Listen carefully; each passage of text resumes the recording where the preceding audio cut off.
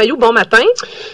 Catherine, Joanie, Catherine, je suis tout à fait d'accord avec toi. Les 2 rottweilers qui ont été abattus par le policier suite au fait qu'il avait mordu une voisine, ce n'est pas un luxe, mais une nécessité. Alors, en tant que connaisseur des animaux, ça s'imposait. Bien, je suis contente que vous abordiez ça parce que je me demandais, vous qui...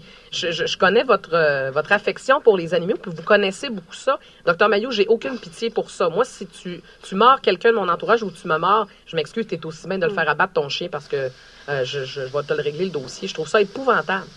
D'ailleurs, j'avais un Doberman à un moment donné qui a grondé après un de mes enfants. Je l'ai pris et je suis allé l'abattre dans le bois. Il avait grondé seulement après 20 ans. Ouais. Ah oui, OK, vous avez réglé le dossier. Oui. Un Doberman qui gronde après un enfant, là, c'est assez. T'attends pas d'aller plus loin. Docteur Mailloux, vous qui connaissez ça beaucoup, là, on entend souvent, tu sais, quand on parle des pitbulls puis des chiens qui sont qui ont des comportements agressifs, il y a 2 théories là-dessus. Il y a des gens qui disent c'est pas le chien, c'est pas la race qui est agressive, c'est la façon dont on a élevé l'animal. Êtes-vous d'accord avec ça? Pas du tout. Non? Pas du tout. Alors, l'ignorance peut amener à dire des idioties. OK. Il y a un paquet de monde qui ne savent pas qu'il y a des races de chiens qui ont été génétiquement sélectionnées pour être agressifs. Des chiens de guerre, des chiens de combat. OK. Alors, et il y a des chiens de troupeau. C'est pas du tout la même génétique. Alors, comparer un Rottweiler avec un berger australien, c'est assez évident que la génétique n'est pas du tout la même. Parce qu'on parle d'une sélection génétique qui remonte facilement à quelques centaines d'années, et dans certains cas, dans le cas des chiens de guerre, à plusieurs centaines d'années. Alors, les soldats amenaient des chiens à la guerre, des chiens de combat, les gros chiens de 100 livres, 120 livres, 130 livres en Europe. Alors, tous les Danois, puis les dogs, la race, l'espèce des dogs, là, à l'intérieur de la race canine, sont des chiens qui ont été sélectionnés pour la guerre, pour la défense, pour l'attaque, pour la chasse, au gros gibier, etc. OK, donc ça veut dire qu'il y a des chiens que quand tu achètes un chien comme un pitbull, tu es conscient de ce que tu fais. Parce que je me souviens d'une entrevue avec conscient, attends un petit peu, à l'intérieur, ceci étant dit, il y a toujours des chiens moins agressifs, même s'ils ont été sélectionnés sur le plan génétique. Oui. Alors, et tout à fait par hasard, écoute, une petite anecdote en passant, ma sœur s'était acheté un beau petit pitbull. Il était beau comme un cœur. Et à un moment donné, mon père, en le nourrissant, il mord la main de mon père. Pas chanceux, le chien, il est mort le lendemain ou le surlendemain. OK. Ben oui, écoute, ce sont des races qui peuvent être imprévisibles. Ben, c'est drôle. Docteur Mailloux, j'ai une collègue qui vient de m'apporter en tout cas, quelques détails, parce que ma collègue dit qu'il y a un pitbull qui a sauté dans la face de sa sœur alors qu'il était élevé avec une famille. Donc, il avait été très doux, très gentil, jusqu'au jour où ça s'est terminé, puis il a sauté dans la face de sa sœur. Donc, ça peut arriver, des chiens comme ça, c'est un peu imprévisible. Eh bien, c'est un peu beaucoup. OK. Alors, surtout, plus le chien a une génétique d'agressivité de combat, plus il a de propension à l'agressivité et à l'imprévisibilité. Ce qui ne veut pas dire que tout le monde va m'arriver. Oui, mais j'ai connu un Rottweiler, il était fin comme un agneau. Ben oui, il y a un Rottweiler qui est fin à l'occasion comme un agneau.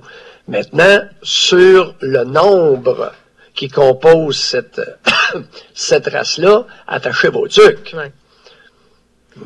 Alors, un Rottweiler, lorsque ça rencontre un petit caniche, assure-toi d'avoir mis une muselière à ton Rottweiler, parce que s'il ne lui prend qu'une mordée, ton petit canichon, il est fait à l'os. Et savez-vous quoi, Dr. Mailloux, je vais aller plus loin que ça. Petite niaiserie de bonne femme là-dessus, là. Non. Écoute, je suis pas tendre, puis ça mérite. Parce qu'il y a énormément de discours racoleurs mus par l'émotivité, principalement féminine. Savez-vous quoi aussi, Dr. Mailloux, on peut aller plus loin que ça. Dans le dossier, quand on parle des chiens, quand je vois des gens se promener avec leur animal et leur chien pas attaché, je trouve que c'est un manque de respect. Parce que, c'est pas tout le monde qui aime les chiens. Il y a une responsabilité aussi. Il y a une responsabilité. Et j'ai de la misère avec ça. Je trouve que des fois, on manque de jugement. Non, mais t'as beau avoir le plus beau des petits chiens, là, ça veut pas dire que la personne en face de toi va l'aimer, ton petit chien. Puis ça se peut que cette personne-là l'aime pas. Joanie, il y a une différence entre un petit pug et puis un gros berger allemand qui est en liberté sur la rue. Oui. Ben, convenons que c'est pas tout à fait la même chose. Non, je suis d'accord. N'est-ce pas? Alors, utilisons notre jugement. Et effectivement, sur des rues fréquentées, là, il y a pas mal de monde. On peut même mettre une muselière à des gros chiens. Ah oui, ça c'est clair. Il est arrivé des incidents de chiens, je pourrais vous en raconter, là, puis on est arrivé à mes patients, puis il y en a des incidents de chiens, là. Dr Mailloux, je vais vous amener sur un autre sujet ce matin. Je vais vous parler. Oui. C'est le fun, les chiens, là, mais on va en reparler. Je voyais dans le Nouvelliste de ce matin, explosion du nombre d'ordonnances psychiatriques chez les anciens combattants. Oui. Est-ce que je me trompe, Dr Mailloux? J'ai l'impression que nos militaires, on s'en occupe pas tellement. Ben, c'est-à-dire, il y a deux volets, OK? Oui. Il y a, est-ce qu'on s'en occupe adéquatement? Sur le plan médicamenteux, la réponse, c'est non pour ce qui est des psychotropes, c'est-à-dire de la médication pour le cerveau. Mm-hmm. Maintenant, est-ce qu'on s'occupe bien de sélectionner nos militaires? Est-ce qu'on les forme bien pour les missions qu'ils ont à remplir? Et est-ce que les missions qu'on leur confie sont claires? Tu sais, confier des missions de paix à des militaires armés, là, c'est un peu comme dire, écoute, t'es armé, mais attends qu'on te tire dessus avant de tirer. Mm-hmm. Il y a toutes sortes de messages. Alors, la sélection des candidats est extrêmement importante. Oui. La formation est très importante. Et aussi, les objectifs. Et je t'assure que dans bien des cas, c'est nébuleux. Si on prend, par exemple, notre traumatisé le plus connu au Canada, le général Roméo Dallaire, oui. Sa mission de paix, là, au Rwanda, êtes-vous bien certaine que c'était clair, ça, cette affaire-là? Ça veut dire que sa mission était, qu'il comprenait bien la mission qu'il allait effectuer là-bas? Ben, c'est-à-dire qu'il la comprenait bien. Est-ce que la mission qu'on lui a confiée était clairement énoncée? Ou si on improvisait sur le terrain? Je me suis toujours posé cette question-là. Ça sentait dangereusement l'improvisation. Oui. Dr Mailloux? N'oublions pas que le général Roméo Dallaire a été réclamé par la Belgique pour un procès, une cour martiale. Mais je vous posais la question en début d'intervention parce que moi, c'est le après qui m'inquiète. Oui, il y a le alors, avant, après. Mais après, quand ils reviennent, là, c'est des gens qui ont vécu des atrocités, ils ont vu des choses que nous autres ici, on verra jamais ça. Il faut en prendre soin, il faut s'assurer que... Non, regarde, Catherine, je comprends, là, mais c'est pas tout à fait comme ça que ça marche. Okay, alors, quand tu enrôles quelqu'un pour aller tuer, il va aller tuer. Oui. Alors là, tu dis, c'est bien épouvantable ce qu'il a vu. Non, tuer, là, les théâtres de guerre, c'est jamais joli. Gigi, jamais joli. Non, je sais. OK? Oh, oui. Bon, alors là, on enrôle n'importe qui, on enrôle des femmes, puis là, après ça, on dit, oh, c'est bien terrible ce qu'il a vu, ce dont il était témoin. Hey, on t'a enrôlé, on t'a formé, on t'a confié une mission, puis c'est pour tuer. Oui, je sais. Tu comprends-tu? Oui, T'as une carabine, puis on t'a appris à t'en servir. Alors là, bon, ceci étant maintenant, au niveau de la médication, vous avez dans la liste des médicaments, le premier, le Cymbalta, du Duloxétine. Alors, je l'utilise jamais pour les états de stress post-traumatique. Savez-vous pourquoi? Oui, allez-y. Chez les hommes, parce que presque tous les antidépresseurs coupent la libido chez l'homme et lui donnent un problème érectile. Okay. Alors là, on a un soldat qui est traumatisé, qui est pas bien. Ouais. La première chose qu'on va faire, c'est lui donner une pilule pour qu'il bande plus, ou bande très péniblement, puis qu'il ait à peu près plus de libido.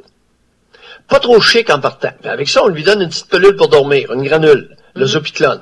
Vous avez ça dans la liste. Oui. Alors que moi, j'utilise, chez les personnes traumatisées, j'utilise du Seroquel, kétiapine, qui n'a pas ces effets-là.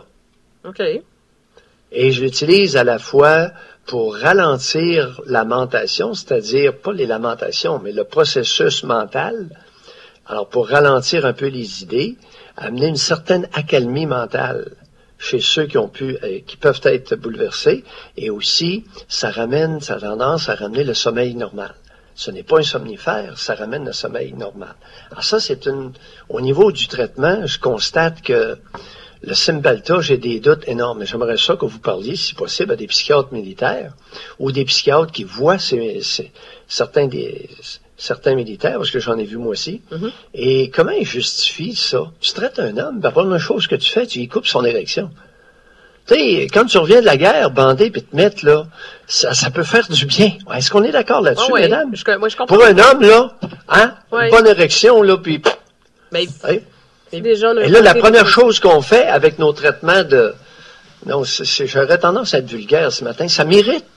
Oui, ben j'aime pas ça. Mais je comprends votre point, mais visiblement, Dr Mailloux, il y a beaucoup de psychiatres qui en tiennent pas compte parce qu'on en a prescrit 1,3 million.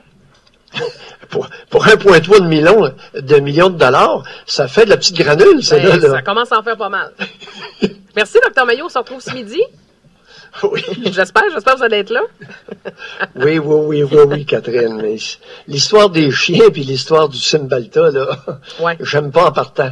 Non, je le sais. On va reparler de ça. 7h25. Merci, Dr Mailloux. On se retrouve à compter de midi pour 106.9 Doc Mailloux.